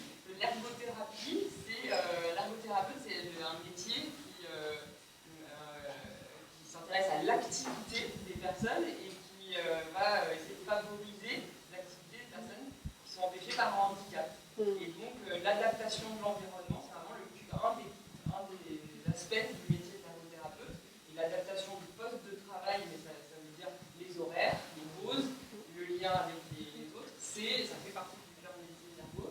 Ce qui veut dire Qui est rarement sollicité sur ces choses. voilà, ce qui veut dire être physiquement présent pour voir comment l'ergonomie organisationnelle de ce lieu-là, comment ça fonctionne, quel impact ça peut avoir. Donc il faut être en situation. Et on s'était rendu compte que Les soignants dans les usines. Pas pour Nexter, mais pour SLM, souviens-toi, on en avait parlé, on avait évoqué justement son poste de travail, sa posture, et donc tu avais fini par... vous avez fait appel à un kiné. Voilà. Scandale. On n'avait pas appelé le bon professionnel, mais bon, nous on a la formation geste et posture que tous nos travailleurs ont, et du coup c'est un kiné qui nous fait cette formation, et il s'était rendu sur l'entreprise où travaillait Thierry, et il avait pu vérifier que les postures de travail étaient bonnes. Et on en avait parlé ensemble. J'entends vraiment ce point sur l'importance de s'allier. Là où ça m'interroge, et peut-être que je vais plus me tourner vers un centre de réhabilitation psychosociale et peut-être les deux personnes concernées, c'est que on sait que dans cette démarche de rétablissement par le travail, on essaye de sortir de notre condition de malade pour retrouver une posture de citoyen et d'être considéré comme tout à chacun. Et à ce titre, est-ce que emmener les soins dans l'entreprise, ça peut, d'une façon ou d'une autre, altérer, on va dire, cette démarche d'identité hors de la maladie? Alors, je pense que oui, si c'est imposé. Par contre, nous, on laisse le choix à la personne. C'est-à-dire que nous, à chaque fois qu'on fait le bilan au centre des Glières, on convie les partenaires avec l'accord de la personne. Et s'il y a effectivement des personnes, Messidor typiquement, ça peut arriver qu'ils soient impliqués aussi, on les invite à venir à la restitution du bilan avec l'accord de la personne. Dont l'employeur? Alors, l'employeur, non, après c'est Messidor qui va faire le lien. Ouais.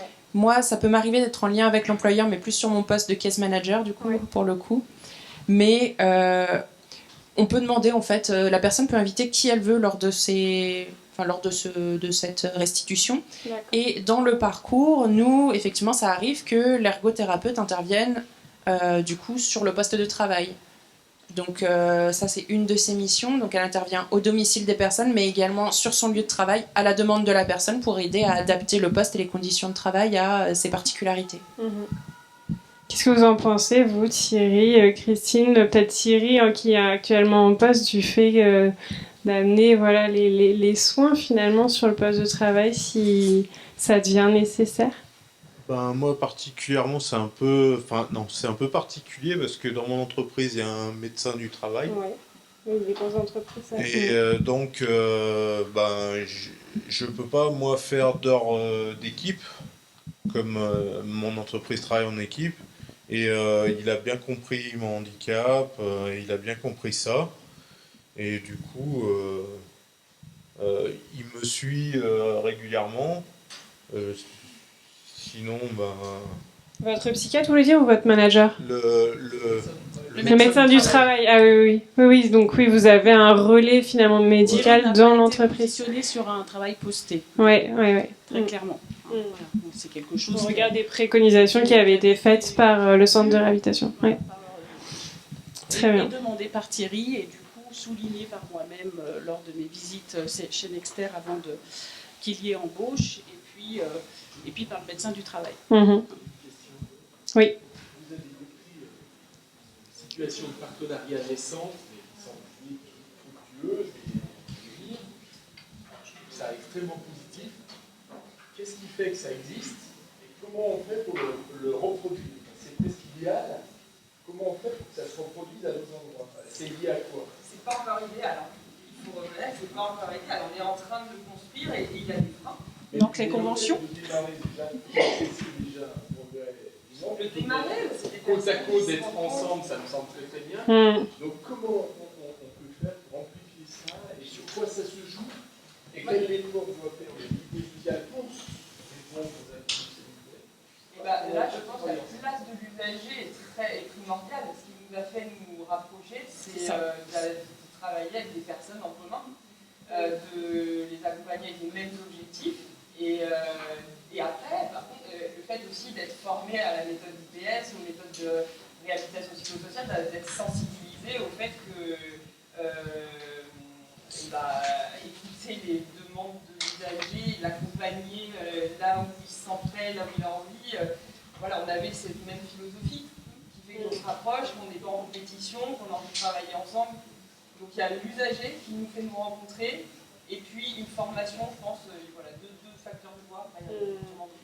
Il y a aussi le problème de la convention, voilà, qu'on a beaucoup échangé. Voilà, le fait de ne pas pouvoir conventionner, ne serait-ce que pour faire un stage, si elle... Pour quelles raisons on ne peut pas conventionner du coup? Clairement, il y a des freins à l'hôpital. Clairement, il y a des freins à l'hôpital. Ce que je vois, moi, de mon côté, c'est j'ai l'impression qu'il y a une histoire de séparation du sanitaire et du social. Et que c'est difficile de se rassembler. C'est en train de bouger. On est en période de transition, donc c'est pas fini. Puis du coup, là, on est ESAT, donc il ne faut pas oublier que c'est les MISP, prescrites par la MDPH, et la convention, c'est la MDPH qui nous la donne. Alors ça va peut-être bouger avec la transformation des ESAT, je ne sais pas. C'est gratuit. Mais c'est gratuit. Oui, c'est ça qui est gratuit. On ne donne même pas de financement, mais les On travaille tous les deux côte à côte. Non, c'est de l'administratif. Il faudrait qu'on arrive à travailler ensemble. Et sans parler d'argent. Je pense que c'est des histoires d'assurance aussi. Il y a une dame qui souhaite intervenir.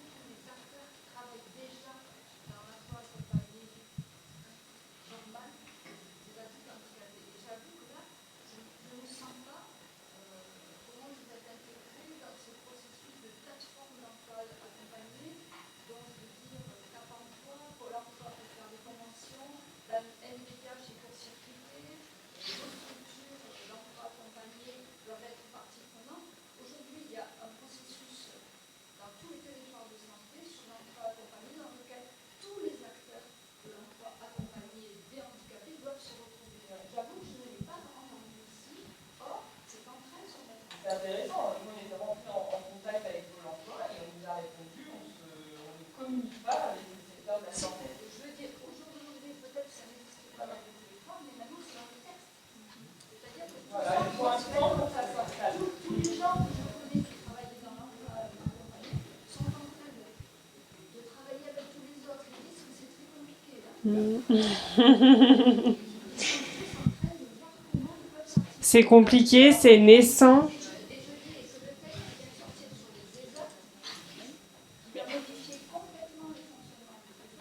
Et la procédure d'entrée.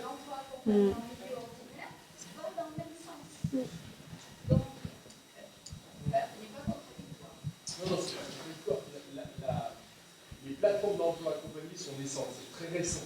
Donc ça balbutie, ça se met en place, il y a beaucoup de conflits, on est dans des secteurs compliqués. La transformation des ESAT, ça vient de voir le jour, les décrets viennent de tomber. Donc annonce. Oui, il va se passer quand même. Et pourtant, on est dans leur établissement, on est en train de l'accompagner. Si vous voulez, il faut que les gens qui sont là aient dans l'idée que, moi j'entends quand le soin va à l'usine, ça me fait peur. C'était une blague. Il y a des gens qui déjà travaillent dans le milieu du travail et qui font du soin, qui font de l'accompagnement.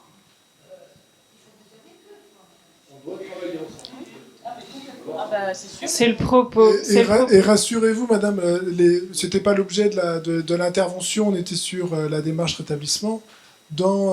Notamment au niveau région Pays de la Loire, tous les départements sont en train de conventionner en ce moment. Il y a des plateformes d'emploi accompagné qui se mettent.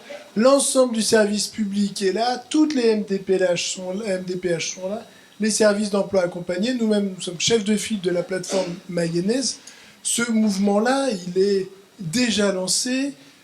On travaille main dans la main avec le service public de l'emploi. C'est eux qui orientent. Maintenant, ils peuvent même nous orienter directement. On ne passe plus par la case MDPH. Et ça, c'est une très bonne nouvelle de libérer les personnes d'un parcours d'orientation spécifique sur l'emploi accompagné. C'est hyper intéressant que Pôle emploi directement puisse solliciter l'emploi accompagné. Donc, il y a un travail de fond qui est en train de se faire. C'est vrai que les PMSMP existent et elles ont le mérite d'exister, mais pour entrer en ESAT, la PMSMP, aujourd'hui, elle n'est pas possible. Enfin, en tout cas, on attend les décrets.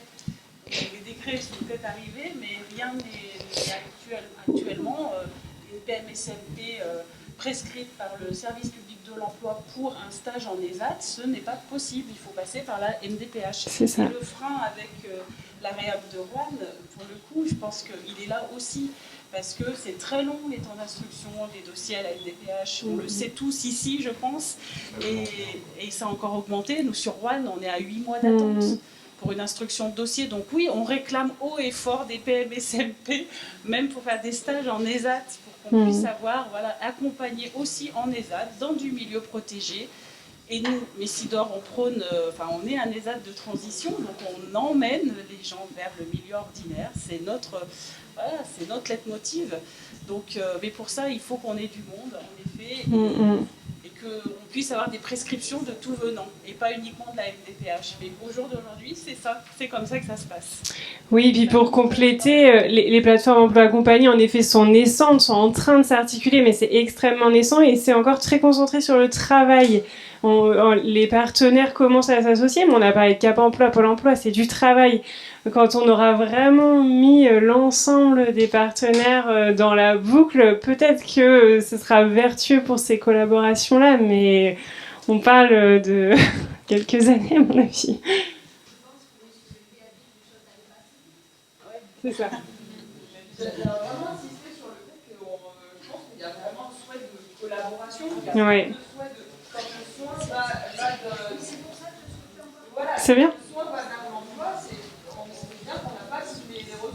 Et que vraiment concrètement, garder aux gens de réhab et contacter Pôle emploi et qu'on n'a rien à voir avec les soins. Et récemment, par le biais de Messidor, Pôle emploi nous a contactés pour qu'on puisse travailler ensemble. Donc ça change. Oui, et puis concrètement, là, dans les situations auxquelles je faisais référence avec les job coachs, ce ne sont pas effectivement le psychiatre ou des soignants qui vont, mais c'est à un moment donné qu'on se parle tous, qu'on explique la situation dans l'emploi, que la personne dise l'impact qu'elle ressent de ses médicaments et quelle gêne elle a, et puis il y a une écoute de l'un, il y a une écoute de l'autre, et on trouve à articuler les choses. C'est juste de l'ouverture. Alors qu'avant, effectivement, les gens ne pensaient même pas que c'était possible de téléphoner avec l'accord toujours et de manière évidente de la personne. Hein. Mais c'est d'ailleurs les personnes qui disent ça serait bien que tu expliques à mon psychiatre ce qui se passe, comment ça s'est passé aujourd'hui, ça serait bien. Donc, jusqu'à maintenant, les acteurs de l'emploi s'interdisent d'appeler. Et là, il faut qu'il y ait une barrière qui s'effrite un petit peu, qu'on s'autorise à partir du moment où la personne est pilote et qu'elle est témoin de nos échanges, qu'elle autorise et que chacun dans notre parti, on se dit bah oui, ça peut être une bonne idée que je parle avec le conseiller CAP. Et justement, cette approche rétablissement, comme tu le dis très bien, c'est de mettre la personne au centre, mais finalement, la question, c'est aujourd'hui de se dire, pour qu'il y ait de l'articulation, il faut que cette approche, elle soit partagée par tous les partenaires, par les partenaires du soin, les partenaires du travail. Est-ce que, quand on entend Christine qui dit que SAVS, tu as dit de faire le deuil du travail. Enfin, c'est très fort de dire à quelqu'un, vous ne pourrez plus jamais travailler. Enfin, d'où on peut décréter quelque chose comme ça. Ouais, ça c'est très bien. Bravo pour votre résilience. Ma petite victoire, ça a été après, pendant 2 ans, j'avais pas vu la psychomotricienne, ça a été de retourner la Vous y êtes voir, retourné. de donner des nouvelles, et je lui ai raconté que j'allais retravailler, et que j'ai fait la formation père aidant, elle fera la commission à l'ergothérapeute, qui... Finalement, vous, Camille, par exemple, au centre de réhabilitation et dans vos différents postes, vous avez l'impression que cette approche rétablissement par le travail, donc cette conviction de remettre la personne en pouvoir d'agir, mais aussi que le travail contribue à ça, vous avez l'impression que ça se généralise dans le domaine des soins? Alors en tout cas, on essaye. Là, le centre de réhabilitation des Glières a intégré depuis les débuts l'équipe d'évaluation spécialisée du handicap psychique du REPSI. Et donc c'est une réunion qui est 4 fois par an, tous les trimestres, dans laquelle on va discuter de façon anonyme des parcours des personnes, donc parcours soit au niveau professionnel, parcours de soins ou parcours au niveau de la vie sociale, et des freins qu'ont identifié les différents professionnels dans ce domaine-là. Et on se retrouve tous les partenaires du réseau en fait en Haute-Savoie, dont on fait partie, Cap Emploi fait partie du réseau. On a aussi il y a des job coachs, il y a Messidor qui est présent également lors de ces réunions dans lesquelles on va discuter en fait de qu'est-ce qu'on peut faire et comment est-ce qu'on peut se coordonner le soin, le social, le médico-social, le droit commun, comment chacun est-ce qu'on peut trouver sa place dans le parcours de la personne pour que son projet aboutisse. Donc il y a des efforts qui sont vraiment faits. Après, nous, c'est vrai que sur la Haute-Savoie, ça met un petit peu de temps. On a parlé des délais de la MDPH, Oula, c'est compliqué. Il y a aussi d'autres freins, je pense, historiques au niveau de la Haute-Savoie, avec un peu... on parlait qu'il n'y avait plus trop de guerre de chapelle, mais en tout cas en Haute-Savoie, c'est un peu dans les montagnes, donc ça a du mal. L'information n'est pas encore arrivée jusque là-bas, je pense. C'est pas les mêmes vallées non plus, donc... Donc ça met du temps à traverser en fait les montagnes et ça arrive et ça commence à bouger, mais ça prend du temps et j'ai l'impression que ça prend encore plus de temps que dans d'autres endroits. Lucie Ariane, vous, dans votre profession de psychiatre, puisque vous n'êtes pas que au centre de réhabilitation psychosociale, vous intervenez aussi dans les SAMSA, notamment rétablissement, est-ce que le travail a une place et est reconnu dans ce processus-là? Oui, sur les SAMSA, on a aussi, les SAMSA orientés rétablissement, on a cette mission aussi d'accompagner les personnes dans le travail et du coup, les différents professionnels avec le patient voient comment on peut travailler avec le milieu du travail, que ça soit en allant en effet sur le milieu de travail pour voir comment ça se passe, pour pouvoir discuter avec les différentes personnes du travail aussi qu'il peut y avoir. Ça se fait plus en milieu protégé, en milieu ordinaire c'est plus compliqué parce qu'il y a aussi tout le poids de la stigmatisation où la personne ne veut pas forcément que du coup des personnes du SAMSA viennent sur le milieu du travail. Donc du coup on travaille avec des situations rapportées, mais en effet c'est important qu'il y ait vraiment ce maillage avec les personnels, avec les personnes sur le terrain au niveau du travail et puis qu'on puisse avoir des retours d'expérience pour savoir comment aider la personne. Mais c'est vrai que je pense que ça part de la personne, de l'usager, savoir comment elle veut qu'on travaille avec elle, quelles sont les interactions qu'elle veut qu'on ait avec son employeur ou pas. Voilà. Merci. On va conclure. Ah oui, il y a une question.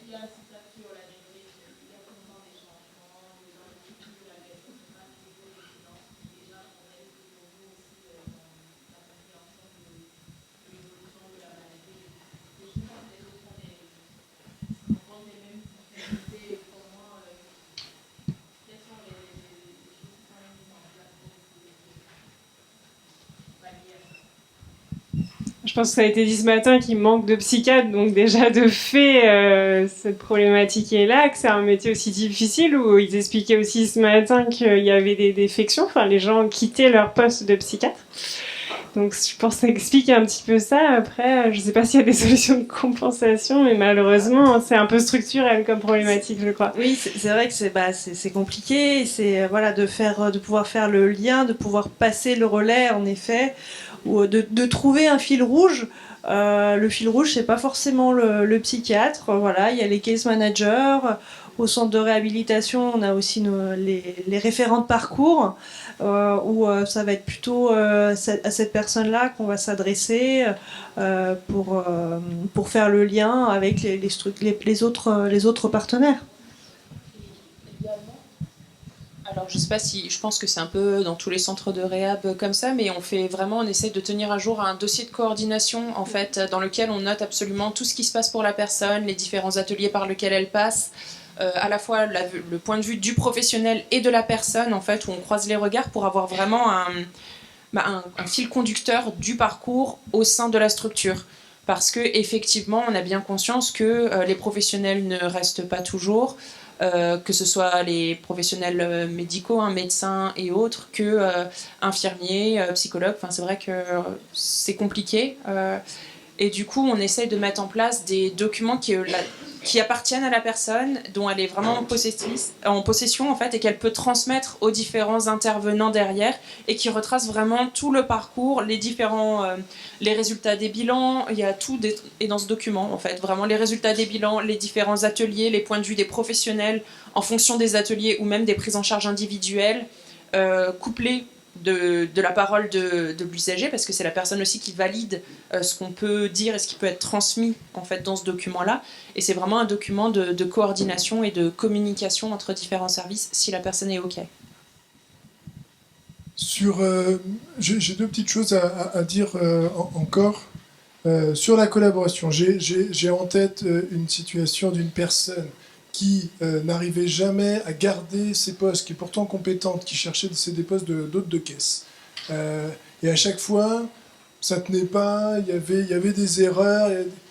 Grâce à la présence du job coach, on a réussi à identifier que c'était un problème effectivement en lien avec sa pathologie, un problème de concentration, le fait que les idées se partent, se reviennent. Donc on avait travaillé sur des supports techniques pour ramener, voilà, c'est là que pour essayer de refocaliser, mais même comme ça, la personne elle oubliait en fait les supports techniques, et que du coup, ça fait hyper sens de l'engager, cette personne-là, ça fait sens pour elle, parce qu'elle a une très très forte valeur travail, donc dans son processus de rétablissement, c'est hyper important qu'elle travaille, de l'engager sur un programme de remédiation cognitive, et notamment RECOS, dont on parlait tout à l'heure. Et donc, vous voyez, c'est gagnant-gagnant. Parce que dans les outils de réhabilitation, et notamment de remédiation cognitive, c'est bien le sens que la personne met dans l'outil de ce qu'elle cherche qui va faire que les résultats vont se maintenir dans le temps. C'est parce qu'on a aussi ce problème-là dans les outils, notamment de remédiation cognitive, c'est qu'au bout de 6 mois, 1 an, si la personne n'a pas recultivé ça régulièrement, il y a à nouveau une perte de faculté que pourtant elle avait réussi à réactiver. Et donc, on doit travailler parce que on doit travailler ensemble parce que la situation de travail offre des super terrains pour entretenir après des facultés que les personnes avec lesquelles elles auraient renoué grâce aux outils de la remédiation cognitive. Et là, il y a vraiment un enjeu pour la personne, de cohérence et de sens, où à un moment donné, même si on a des soucis de conventionnement, de machin, on va trouver, parce qu'on doit dépasser ce type de problème, parce que on bosse tous dans le sens des personnes. Et je vais vous mettre ce soir, donc il faut que je rentre dans mes pénates en Mayenne, ce document-là, et il sera en libre accès. C'est un document qu'on a élaboré, pour le coup, dans le cadre du projet territorial santé mentale de la Mayenne, avec Cap Emploi, la MDPH, le CATTP, donc l'hôpital de Laval, l'ITEP. Voilà, donc Et on a fait ce support-là en se disant, l'ensemble des conseillers d'insertion professionnelle, quelque part, dans leur posture, dans la manière dont ils questionnent, ils ne sont pas très orientés rétablissement. Hein, on est vraiment dans une logique injonction au travail, rendez-nous compte et tout ça. Et c'est parce qu'ils sont formatés aussi comme ça. Et puis leur cadre de travail, il permet ça. Il l'encourage même. Et donc on a fait ça, c'est un petit peu... on s'est fait aider d'un graphiste, hein, parce que... Quelques idées reçues sur le handicap, hein, sur le handicap psychique et le travail. Quelques manifestations des handicaps, hein, sans rentrer dans la logique de diagnostic, quelques manifestations qui, quand vous les avez en face de vous, effectivement, ça désarçonne quelqu'un qui n'est pas trop informé. Et puis, ce que moi j'aime bien, c'est quelques conseils sur la posture, justement, tout ce que les collègues disaient là, sur le rythme, sur l'écoute bienveillante, et puis tout ce qui est les questions réciproques, dans tout ce qui reste dans le non-dit. Les craintes du conseiller quand il voit que la personne elle va pas bien et qu'il se dit mais alors je vais pas l'encourager là-dedans, c'est pas très raisonnable. Et en fait, et puis essayer de la rassurer.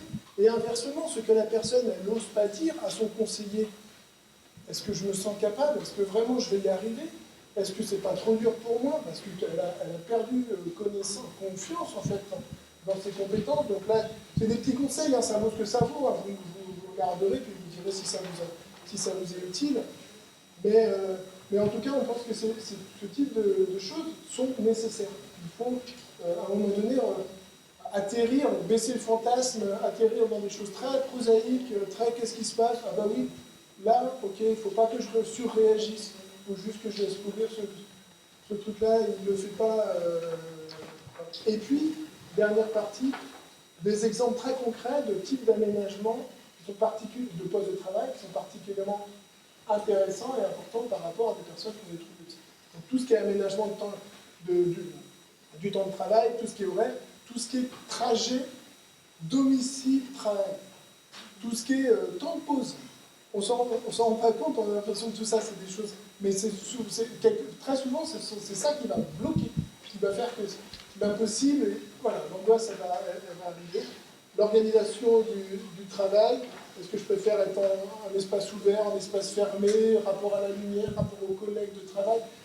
Les questions, quand on les a posées et que la personne elle a pu répondre, on en sait déjà beaucoup plus sur dans quel cadre de travail la personne va être à l'aise. Et il faut s'autoriser à poser ces questions-là. Donc je vous le mets dès ce soir sur le site internet du Gest Mayenne. Gest Mayenne. G-E-I-S-T Mayenne tout attaché. Gest Mayenne. G-E-I-S-T Mayenne.fr. C'est un travail collaboratif. Merci, ouais, parce qu'en effet, c'est bien de pouvoir se partager ce genre d'outils et que ça reste pas localisé. Ouais.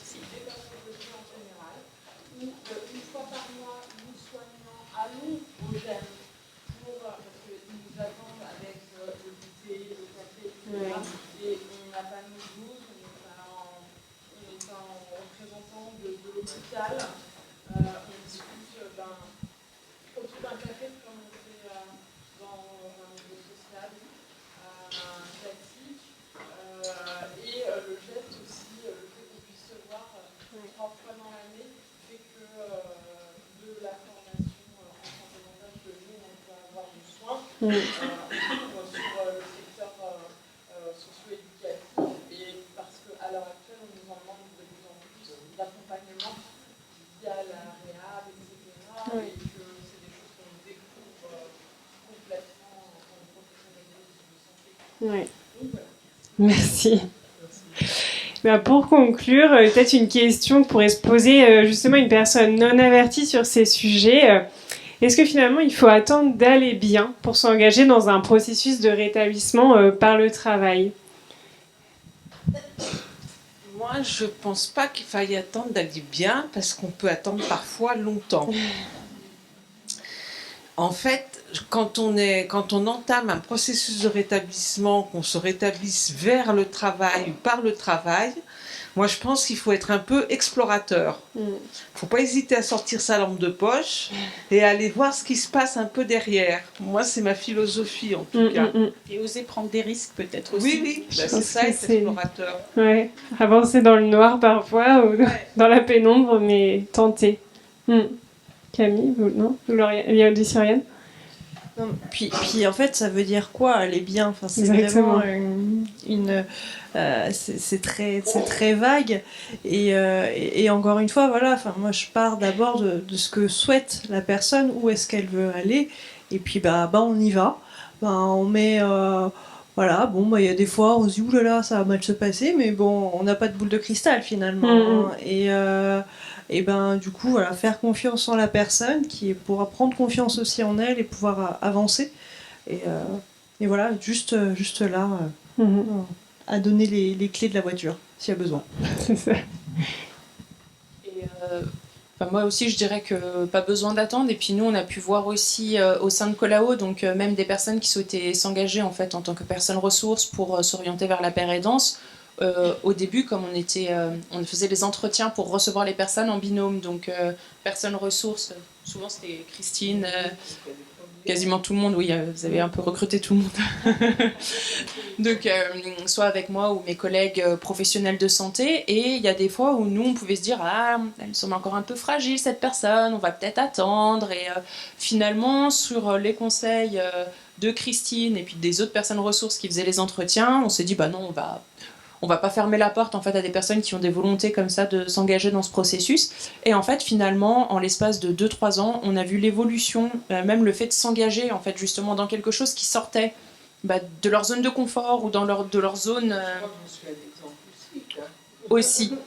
Le fait que vous soyez là, hein, quand au début, participer à un groupe de TP de 12 personnes, c'était pas possible. Et faire 12 km, il fallait 3 heures.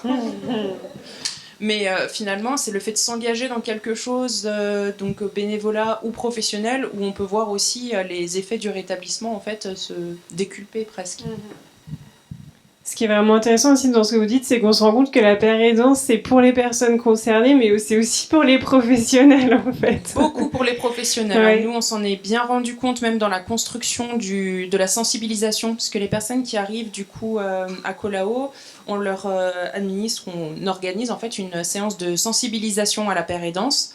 Et nous, quand on a construit le projet, en fait, plein de bons sentiments professionnels, on avait intégré plein de choses dedans. On l'a fait relire du coup aux personnes ressources qui nous ont aidés à créer le projet et puis qui nous ont dit oula, mais ça c'est nul en fait, pas besoin. Bon, bah d'accord. Et par contre, vous avez oublié tout ça. Ah oui, bon, bah ok. Et du coup, on a tout reconstruit. En fait, il y a beaucoup de choses, quasiment la moitié. On a dû reconstruire quasiment la moitié de ce qu'on avait envisagé à la base parce que c'était plein de bons sentiments de notre part. Par contre, on était complètement à côté de la plaque. Et pour le coup, il a fallu que ce soit les personnes concernées qui nous le disent et qui nous mettent vraiment le nez sur nos erreurs et nos idées préconçues. C'est vraiment intéressant parce que voilà, cette démarche de rétablissement, elle fait aussi évoluer les méthodes d'accompagnement parce qu'en travaillant sur ce pouvoir d'agir, où on se remet un peu d'égal à égal, ça questionne, hein, ça peut déstabiliser les professionnels, mais derrière, ça apporte énormément de choses. Et aujourd'hui, toutes les méthodes de design social, etc., mettent l'usager au cœur des pratiques, au cœur des solutions, au cœur de l'identification des problématiques. On avait peut-être un peu oublié de le faire au début. Et je pense que ça peut vraiment être vertueux pour les pratiques de l'avenir. Pour rebondir sur cette notion de mettre la personne au cœur, il y a un modèle, le modèle de Montréal, je ne sais pas si vous connaissez, qui propose de mettre la personne à la table, mais pas au centre, et on regarde la personne et on voit comment elle décide et comment elle... Non, la personne est à une autre table, aux mêmes chaises. Voilà, je trouve que ce modèle, il rechange encore de perspective. C'est récent, le modèle de Montréal. C'est un symbole qu'on a aussi chez Messida. C'est ce que j'allais dire. Les personnes qu'on accompagne participent à toutes nos instances. Voilà. Donc, et différentes réunions possibles et inimaginables, et leurs paroles comptent. Voilà, Thierry est ici parmi nous aujourd'hui, donc c'est aussi la preuve vivante de la participation importante et le reflet et l'image qu'il véhicule et qu'il représente. Puis ce symbole de la table, on n'a que des tables rondes pour réaliser les entretiens, pour pas avoir deux personnes jury face à soi en disant alors, est-ce que vous avez réussi, est-ce que vous avez échoué? On n'est pas à Koh-Lanta, quoi. Tripartite, comme on les appelle. Voilà. Ouais, toujours, évidemment. Eh ben, merci à tous les intervenants. Et puis, si vous avez des questions, on a fait ça de façon assez spontanée. J'ai trouvé ça très très bien. Merci à la salle pour ces réactions. Je ne sais pas s'il y a d'autres questions complémentaires ou si on peut clôturer la séance. Merci.